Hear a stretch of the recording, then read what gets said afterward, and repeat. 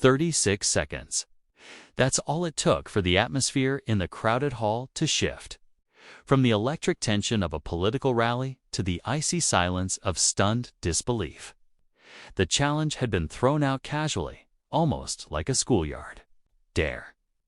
Donald Trump, with his trademark smirk, had leaned into the microphone and said, "If anyone here thinks they're smarter than me, come on up. I'll take an IQ test right now."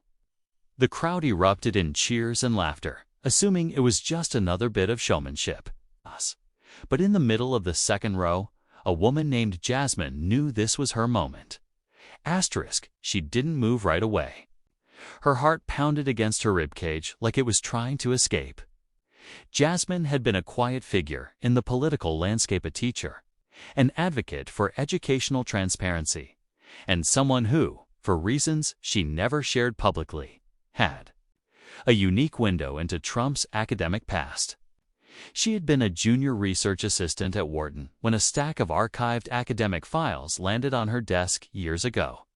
Long before Trump ever considered the White House, what she saw in those files shocked her not because of poor grades, but because of how carefully those grades had been reframed to tell a story that wasn't entirely true. Now, with thousands watching and millions more tuned in online, Jasmine stood. The cameras caught her immediately. She was in a dark green blazer, her hair pulled back, her expression calm but unshakable. Trump's eyebrows rose, as though surprised someone had actually taken him up on the offer. "Come on up," he said, gesturing with an open palm. As she walked to the stage, the noise around her became a dull hum. She wasn't here to embarrass anyone, not really. She was here because truth, left in the dark for too long, becomes a kind of poison. When she reached the microphone, Trump handed it over, still smiling.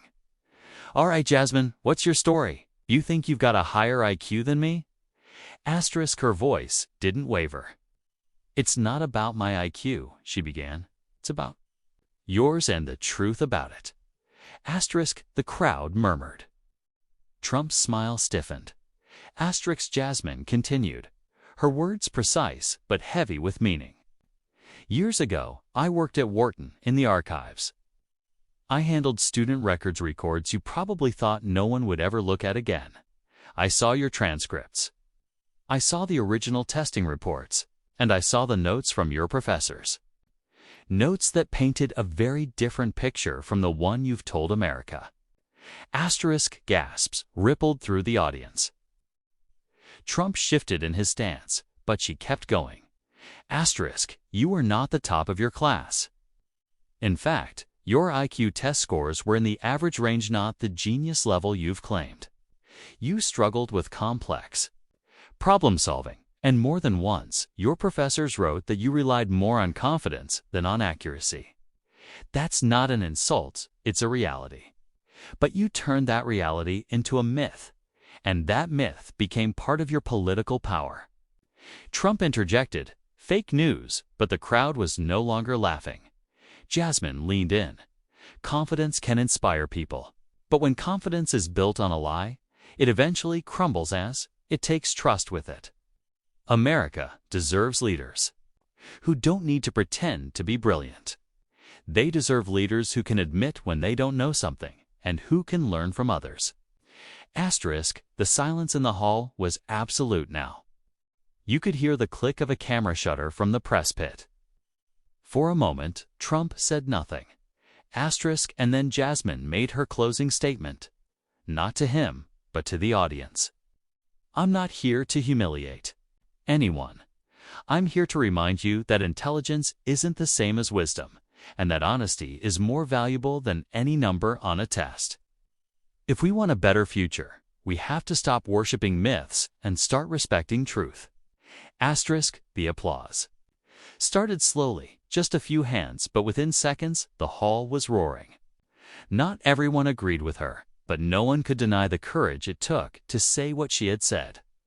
Jasmine walked off the stage, her legs shaking, her heart still pounding. She knew the backlash would come. The online smear campaigns, the threats, the accusations. But she also knew something else. In 36 seconds, she had shifted the conversation.